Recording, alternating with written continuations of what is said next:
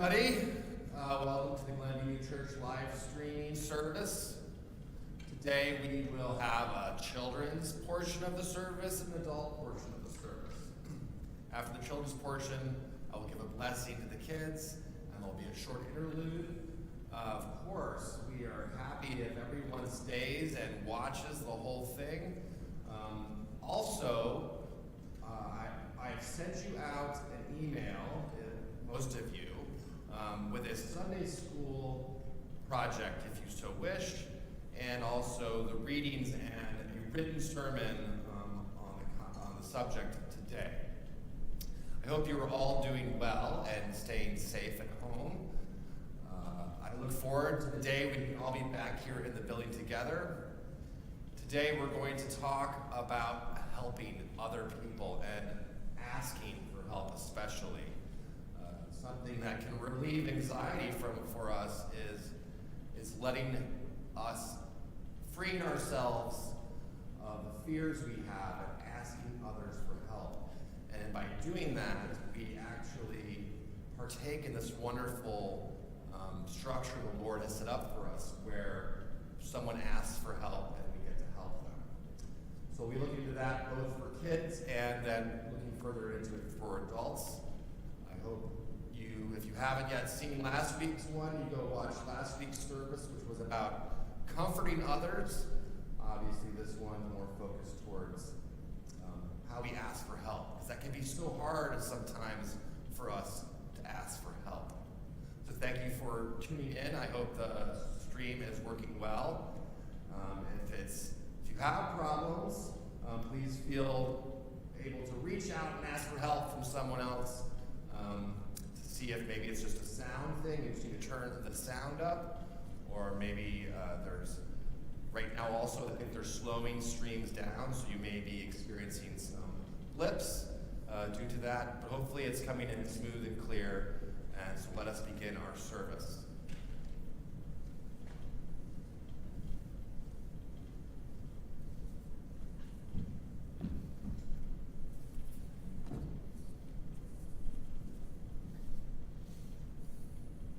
Arise for our help, and redeem us for your mercy's sake, O Lord. Let us pray.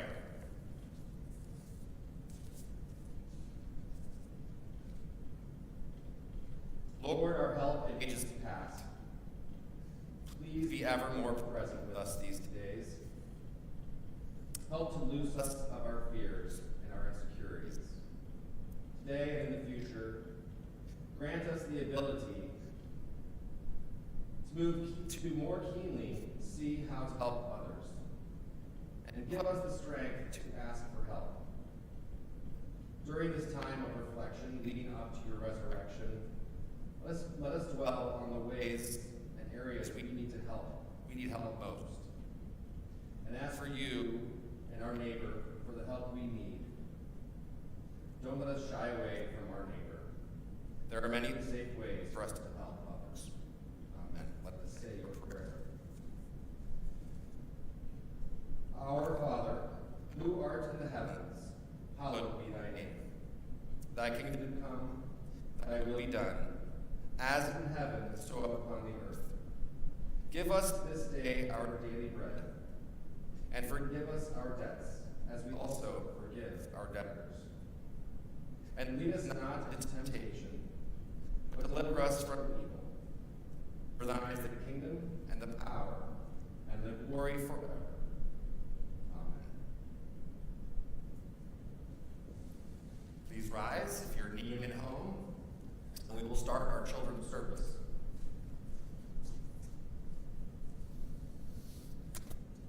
So today we're going to read a story about Jesus and his disciples and a colt. And this story happens right before the Lord enters into Jerusalem on Palm Sunday. This is something that happens right the week before Easter. So this is leading us up to Palm Sunday.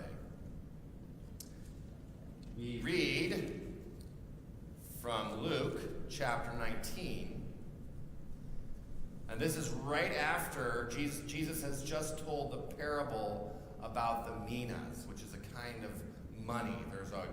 There's a ruler or someone who's about to have a kingdom, who gives 3 people money and asks them to go do good things with it. And to the level that they go out and do good things with that, they're rewarded. So this, even before this story, is a story about someone asking his servants, or the people that serve him, to go and help him do something with this money. So that's another story about how we help each other. So after he told that parable, Jesus went on ahead, going up to Jerusalem. So he's told this story, now he's on his way to Jerusalem with his disciples. And it came to pass, when he drew near to Bethphage and Bethany, at the mountain called Olivet, that he sent 2 of his disciples, saying, "Go into the village opposite you, where as you enter you will find a colt tied, just like our colt here we have tied up, on which no one has ever sat. Loose it and bring it here. And if anyone asks you why you are loosing it, thus you shall say to them, because the Lord has need of it." So those who were sent went their way and found it just as he had said to them. But as they were loosing the colt, the owners of it said to them, "Why are you loosing the colt?" And they said, "The Lord has need of him." And then they brought him to Jesus. So what is this story about? The Lord is asking his disciples for help. The Lord's asking his disciples for help. And they, in turn, go out to a nearby village and ask an owner there for his help, or her help, to have their colt. And in the story, it seems like it's all kind of predestined. Everyone knows what's about to happen. And that's often the way it works with the Lord when he's with us, right? When the Lord is with us, when someone asks for help, it's almost like they don't even have to ask for help. We just want to help them already. We might ask them how we can help them, but we already want to help them. So in this story, that's the way it sounds. We would never expect one of you children or one of you teens to go into someone else's yard and take something from that yard that you didn't ask for beforehand. But if the person knew you were coming there anyways, like the people did here in this story, when they saw that, they would just be making sure that you were doing it for good reasons, right? So we wouldn't actually go take something without asking first. But in this story, it sounds like they kind of are. The disciples come to the village and they see a colt or a young donkey. And the owners there are probably watching them, and they might have a feeling that there's something important happening there. And the disciples loose the donkey. Doesn't mean they probably didn't untie his neck, but maybe they did. Maybe they just took this right off here. If we can do that. And then they took the colt with them. And I'm probably getting out of shot here right about now. And they went off to the Lord, to Jesus, and gave him that colt so he could ride in on that colt into Jerusalem on Palm Sunday, when people laid garments all over the ground for the Lord, and they put palms down, and they were praising the Lord as he came in, saying, Hosanna to the highest. They were very happy and excited to have the Lord there. And there took a lot of people to do that, right? There was a lot of people helping there. There was a lot of people putting their garments down and bringing palms and praising the Lord. So it took a lot of people's help to make Palm Sunday that special day. And the Lord loves it when we help. So today we're going to focus a little bit on how you can ask for help. Because if we don't ask for help, then people don't always know we need help, do they? So the first thing I want to think about is, what happens if you don't ask for help? What happens when you have a homework problem that you don't know how to do? What if you didn't ask for help? What would happen then? Well, probably you'd get that problem wrong, wouldn't you? What if you had another kind of problem? What if someone was hurting you or saying mean things to you? Or maybe you have a thought in your head that seems hurtful? What happens if you don't ask for help about that? What happens if you have something hurting you and you don't ask someone to help you with it? Well, then that hurtful thing will probably keep hurting you. Whether it's a thought or someone teasing you or something worse, that hurtful thought or thing will keep hurting you unless you ask for help, right? And really, why is it sometimes we don't ask for help? Sometimes are we scared that people will think we look stupid? Are we afraid sometimes that it'll make us look weak? Do we want to pretend like we're strong and so we don't ask for help sometimes? Well, the Lord here, even the Lord asked for help. He asked the disciples for help. Even the Lord needs our help. So do you think it's a good thing to ask for help when you need it? Yeah, I think it probably is. It's probably better to ask for help and learn something and get smarter and better at something with the help of someone than it would be if we just don't ask for help. And you know, the only way we really become better people is when we ask for help. The Lord set the whole thing up in this world so that when we ask others for help and they help us, we learn more, we feel good, and we become stronger and smarter people. Because you know what? People really like to help each other. They really do. People like to help each other. And there are good times for us to ask for help, right? When's a good time for us to ask for help? Well, really, any time is a good time to ask for help. But there are some exceptions we should know. Sometimes if we have a parent or a caregiver or someone who's cooking for us a meal and we're asking them for help while they're trying to cook a big meal, set the table and things like that, they probably can't help us with something we need them to do, like a puzzle or a problem maybe even them when they're really busy. But that doesn't mean that we can't ask them maybe later. Or maybe we can find someone else to ask. And sometimes people just feel too busy. Sometimes when we ask for help, someone might say, I'm just too busy right now to help you with that. Can you find someone else to do it?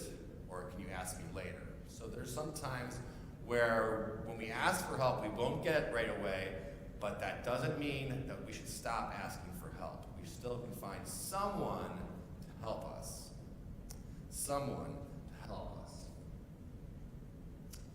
And often we have to remember there's a lot we can do for ourselves. There's a lot we can do for ourselves. And sometimes when we ask for help, a person might remind us of that. Sometimes when a person is pretty smart, sometimes they might say, I bet you know how to do that yourself. I bet you know how to do that thing on your own. I know you're pretty smart. Why don't you go try it first and then come back to me after you put a lot of effort into doing it. Because a lot of life is learning on our own. And so sometimes adults will tell us that we need to go try that first. But regardless of all that, we should never feel embarrassed to ask for help. We should never feel too shy to ask for help. Help is something the Lord really wants us to do for each other. The Lord loves people who help.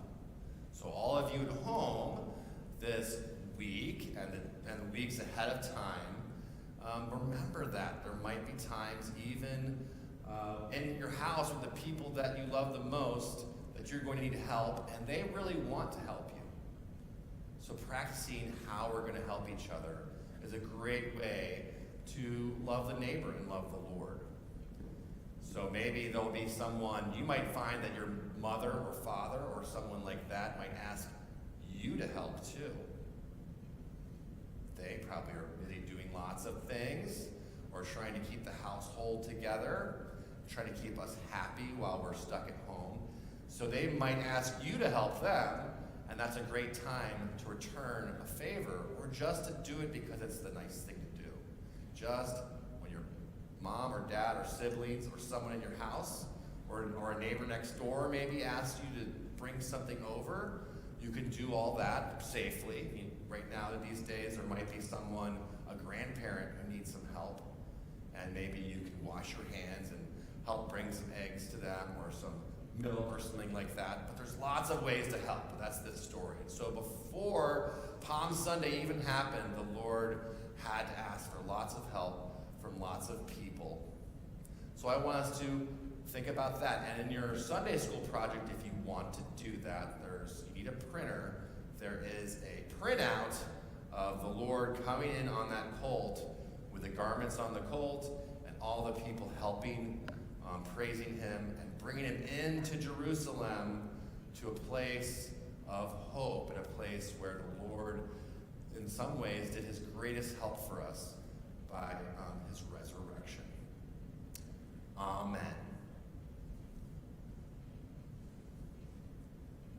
The Lord give his angels charge over you to keep you in all of your ways. Amen.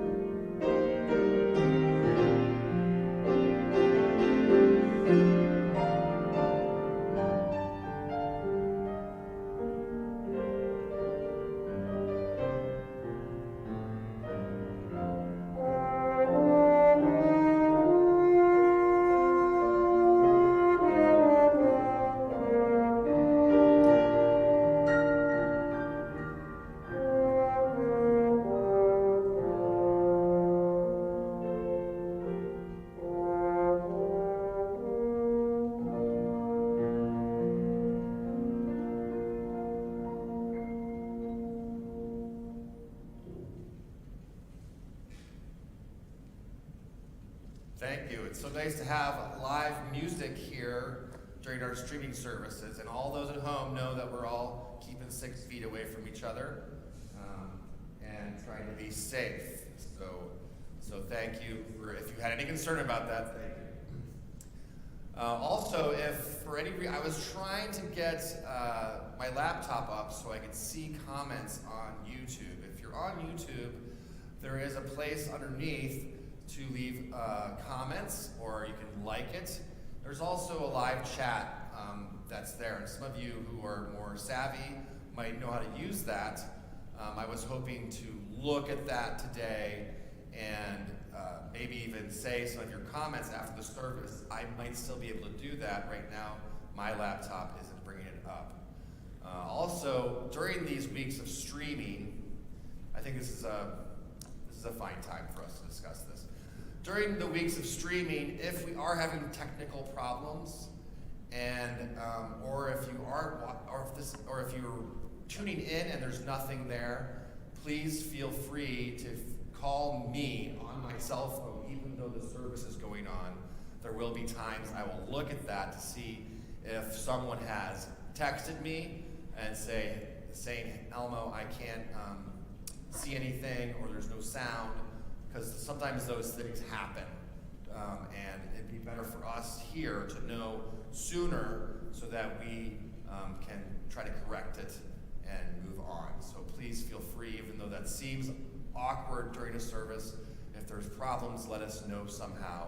Or maybe if you're not sure if it's a problem here or at your computer, reach out to someone first that might be watching also, and then maybe give me a text or make a comment on the YouTube channel. Thank you. Now we'll start our adult portion, and if your kids have left the room, great. Hopefully they go someplace where they won't disturb you. Otherwise, you can keep them right there. I'll try to keep this as entertained as I can. Or also, it's just nice for children sometimes to just have a spirit of worship and listen to the word. So it's a great time for them to sit with you for that reason also. So we continue with our concepts of help by reading the story in John chapter 11. This story happens right before Palm Sunday too, and it's the big climactic thing that happens before Palm Sunday. Lazarus is raised from the dead, and of course, this action was the very thing that made Jesus known throughout all the land, was that he had raised someone from the dead. But there's some interesting things about how this goes about with Mary and Martha in the book of John, and there's also, interestingly, a couple similarities to the story of the colt that we just read. So I will go through reading, and then we will discuss further. This is Jesus with his disciples, and he says, "Are there not 12 hours in the day?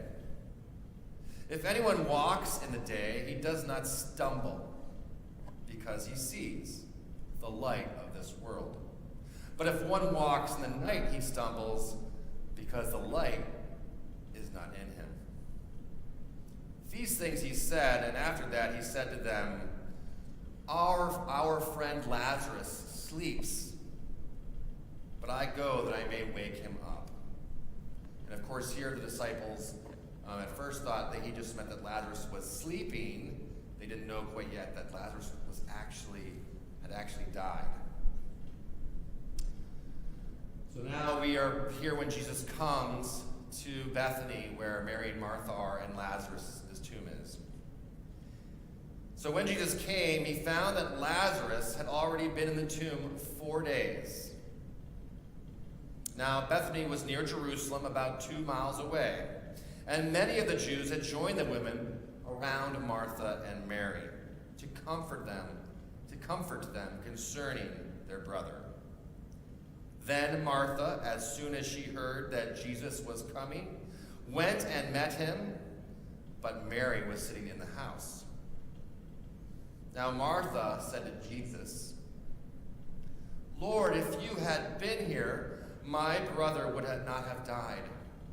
But even now I know that whatever you ask of God, God will give you." Jesus said to her, "Your brother will rise again." Martha said to him, "I know that he will rise again in the resurrection at the last day." Jesus said to her, "I am the resurrection and the life. He who believes in me, though he may die, he shall live. And whoever lives and believes in me shall never die.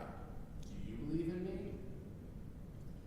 She said to him, "Yes, Lord, I believe that you are the Christ, the Son of God, who is to come into the world." And when she had said these things, she went her way and secretly called Mary, her sister, saying, "The teacher has come and is calling for you." As soon as she heard that, she arose quickly and came to him. Now Jesus had not yet come into the town, but was in the place where Martha met him. Then the Jews who were with her in the house and comforting her, when they saw that Mary rose up quickly and went out, followed her, saying, "She is going to the tomb to weep there." Then when Mary came where Jesus was and saw him, she fell down at his feet, saying to him, "Lord, if you had been there, my brother would not have died." Therefore, when Jesus saw her weeping, and the Jews who came with her weeping, he groaned in his spirit and was troubled. And he said, "Where have you laid him?" They said to him, "Lord, come and see." Jesus wept. Then the Jews said, "See how he loved Lazarus." And some of them said, "Could not this man who opened the eyes of the blind also have kept this man from dying?" Then Jesus, again groaning in himself, came to the tomb. It was a cave, and a stone lay against it. Jesus said, "Take away the stone." Martha, the sister of him who was dead, said to him, "Lord, by this time there is a stench, for he has been dead 4 days." Jesus said to her, "Did I not say to you that if you would believe, you would see the glory of God?" Then they took away the stone from the place where the dead man was lying. And Jesus lifted up his eyes and said, "Father, I thank you that you have heard me. And I know that you always hear me. But because of the people who are standing by, I said this, that they may believe that you sent me." Now when he had said these things, he cried with a loud voice, "Lazarus, come forth!" And he who had died came out, bound hand and foot, with grave clothes, and his face was wrapped with a cloth. Jesus said to him, "Loose him and let him go."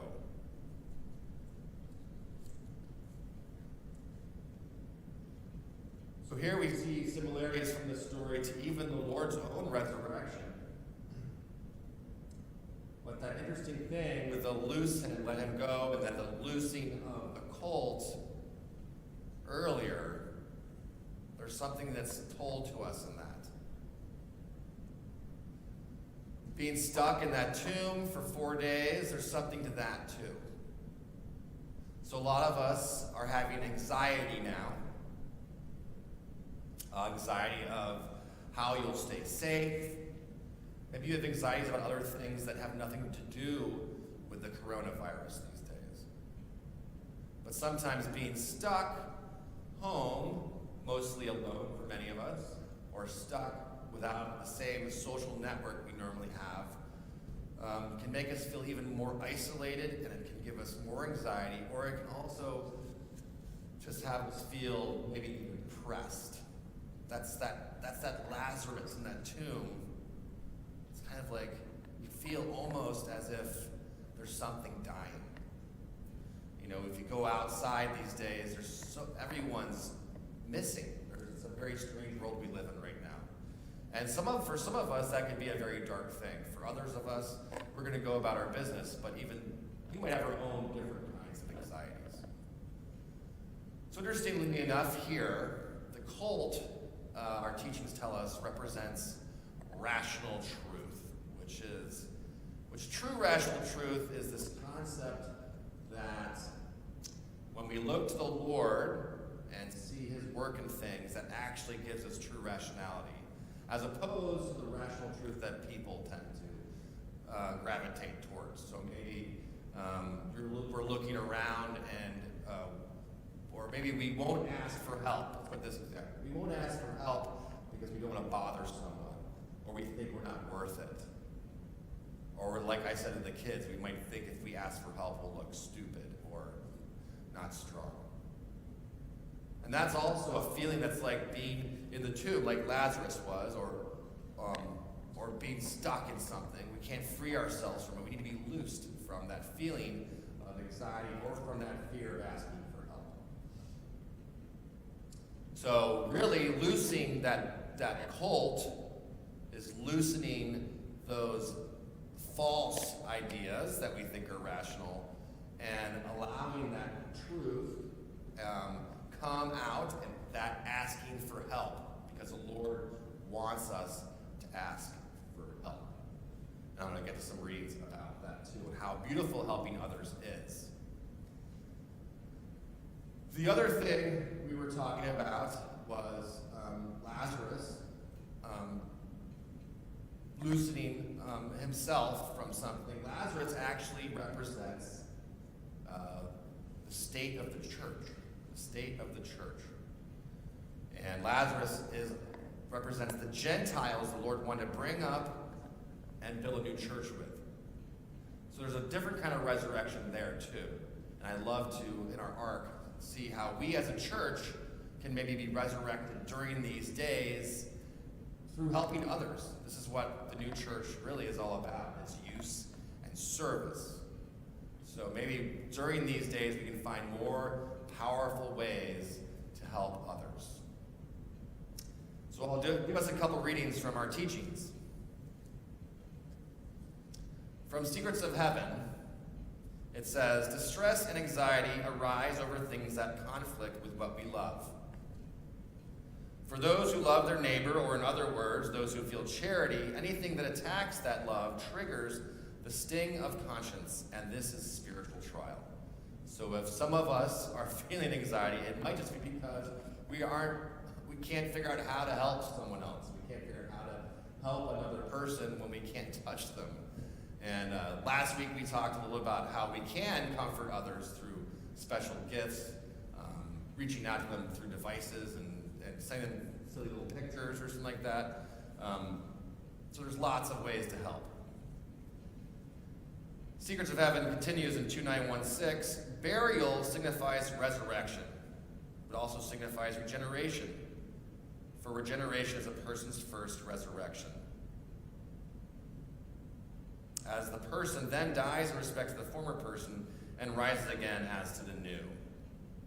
And that's, I'm focusing that kind of regeneration on us, releasing our fears and anxieties of asking for help and asking someone for help. That's a new way of resurrecting ourselves in this world where it seems we're alone. And why are we built this way? What is it about asking for help and helping others that is so important? Heaven and Hell, 564. People who are empowered by love for their neighbor intend the good for everyone and love nothing more than being useful.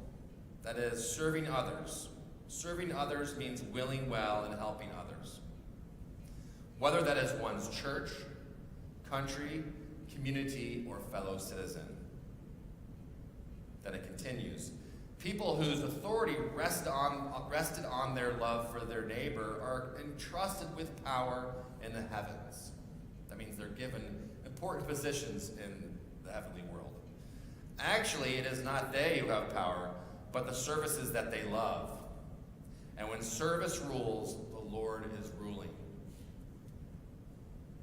So this expresses to us why some of us might be having anxiety or feeling out of sorts.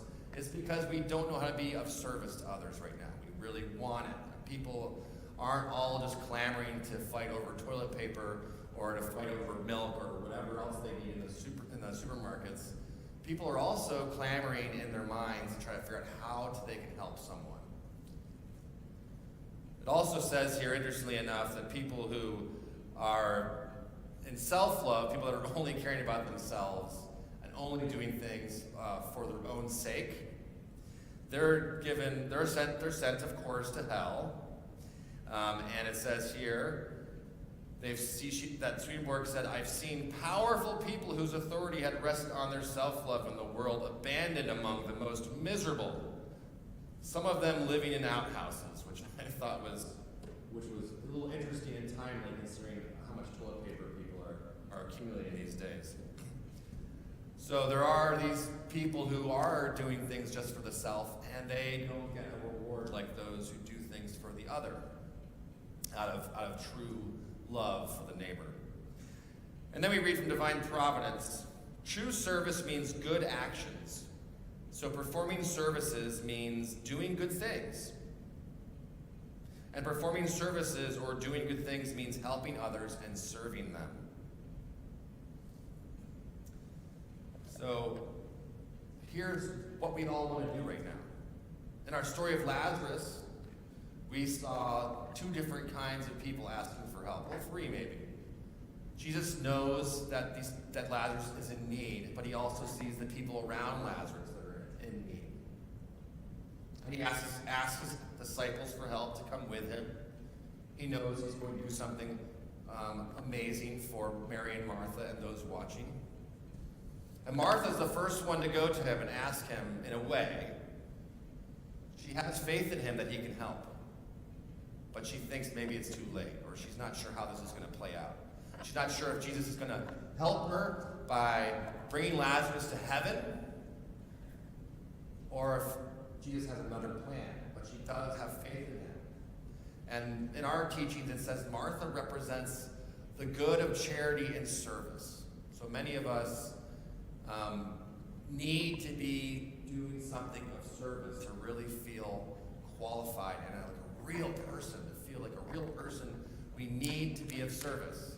And that's the Martha in us. And then later on, Mary comes and says almost the exact same words to Jesus. And she comes from the goods of charity and spirit or heart. Many of us, too, need to feel that love of the neighbor. It's like a life force for us. So when we don't have it, it feels like we're underwater, or frustrates us not to be of service to people in their spirit to make them feel better. Interestingly, the Jews there, the crowd, even they are asking the Lord for help in ways. And they use this incredible phrase that Jesus, in the book of John, his first words he says to his first two disciples is, "Come and see." Come and see. That's how the Lord asks his disciples for help early in John. And now the people are asking Jesus for that same kind of help. Come and see. Come and see. And so many of us, the Lord is asking to come and see. Come and help. Come and see. Let go of your initiative, let go of your insecurities, I should say, and ask for help or help others. And there, of course, Lazarus is raised up from the dead by the Lord helping him. And so many of us can do that when we help each other. It's almost like we're picking people up out of the tomb, and they're reminded of how good the world is and how the Lord is still present within the neighbor. So, repeating as what I said with the kids a bit, but in a different light, it's important for us to look at how we should ask other people for help. When and why.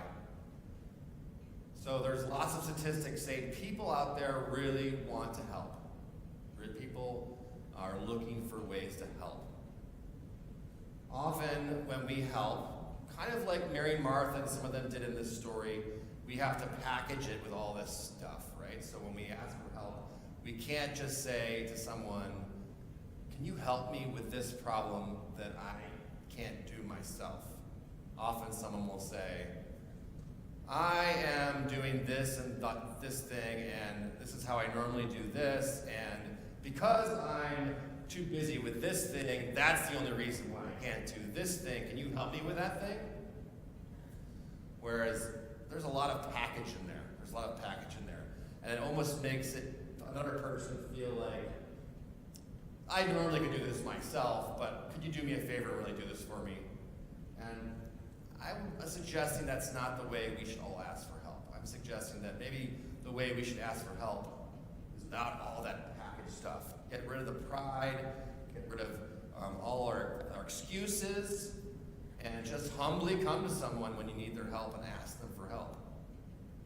Just say, "I need help, I cannot do this," or "This thing that you could do for me would really touch me and be a powerful thing for me." How we should come to people when we ask for help is straightforward and humble. And why would we do that? Well, first, we're releasing ourselves from that anxiety of feeling like we have to do everything on our own. But it also gives the other person this wonderful opportunity. People love to do good autonomously. They love to do good for the sake of doing good. So when we come to someone in a humble fashion, in a straightforward fashion, and ask them for help with none of the packaged garbage, it gives them an opportunity to do something good for the sake of doing something good. And people really respond to that. So it's helpful for us, whether we're asking for help of an addiction, or we're just asking for a loaf of bread to be delivered to us. Anywhere in the range of that, if we do it humbly and straightforwardly, the Lord is present within that action. The Lord is present within that action.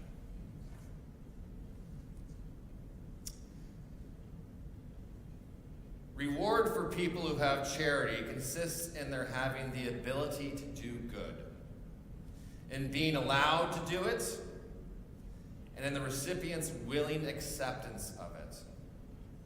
This is the actual delight and deep blessing that is present with people with whom the affection that goes with charity exists. That's from our teachings from the book Secrets of Heaven 3956. So it's saying right there what we just were talking about, that in order for us to really truly love our neighbor, there needs to be a two-way street. We need to be able to help someone for the sake of helping, and we need to be able to ask for help. We need to be able to ask for help. And I thought during these days of reflection leading up to the Lord's resurrection, we might dwell and reflect on ways we need help. And asking for it, knowing that it's giving someone else the opportunity to be a good neighbor and to bring the Lord present within our group. Also, I thought the Lazarus story was nice because it talked to the state of the church.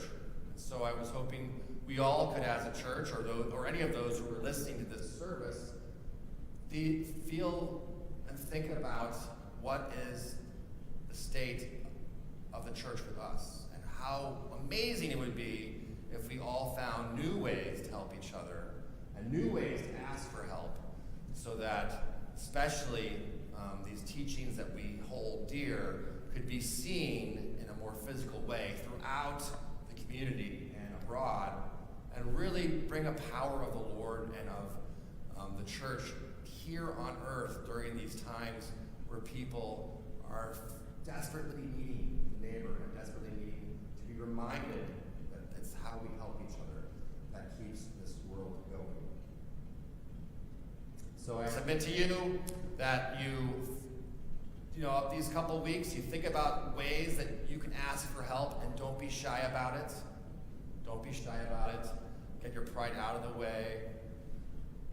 People want to help you, and the Lord wants to help you. The Lord says to us, come forth,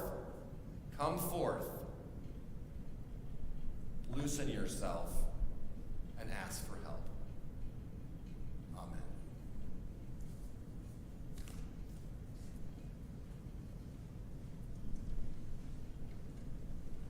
Let us pray.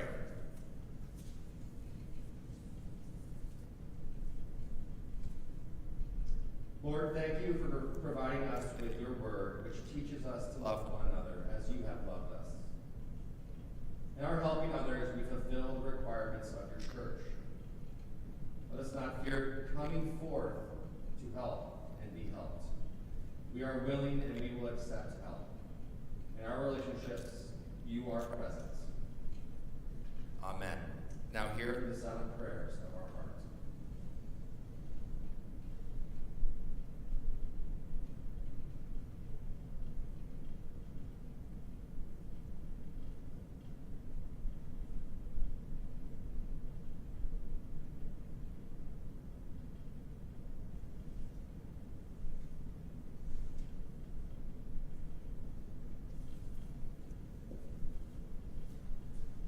The grace of the Lord Jesus Christ be with us all.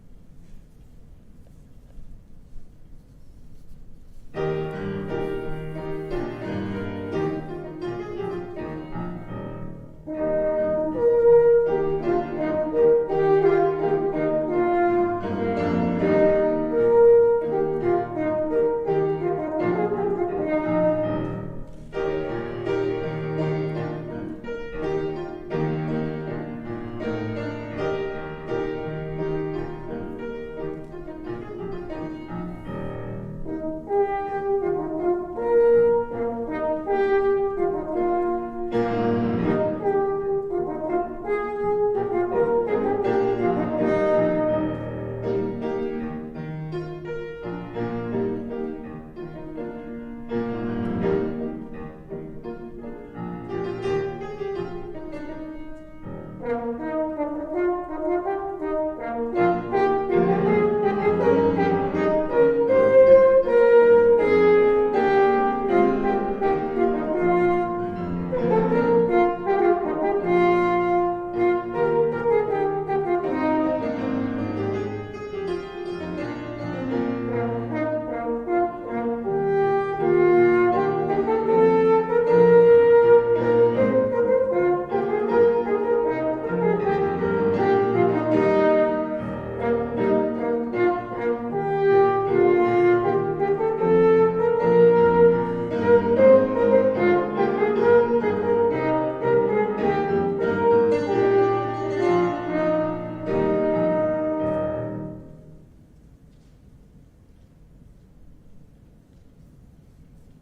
All right, if you're still watching, thank you.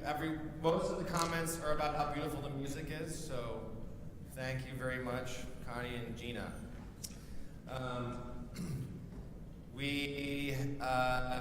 Technology is working great. Thank you, musicians. Lots of good mornings. So now we see how this works. If you had a question or something, you could put it on this stream. Also, I just got a text from a person who said, did you say there was 2 kinds of loosening? And yeah, there is.